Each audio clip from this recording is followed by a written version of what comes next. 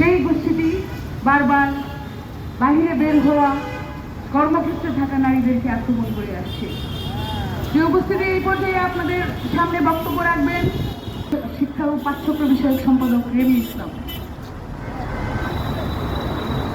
এবং উপস্থিত আছেন সাধারণ সম্পাদক নাসির ভাই, আরো উপস্থিত বিভিন্ন ইউনিট থেকে আগত শিক্ষার্থী সবাইকে জানাচ্ছি সংগ্রাম গণধর্ষণের জন্য প্রকাশ্যে শিবির গণধর্ষণের জন্য হুমকি দিচ্ছি। তো এটা আসলে আমাদের জন্য খুবই দুঃখজনক। আমরা দীর্ঘদিন ফ্যাসিস্টের বিরুদ্ধে সংগ্রাম করে আসছি। 52% নারী, তো সেখানে আজকে আমরা নারীদের ভূমিকা অপরিসীম।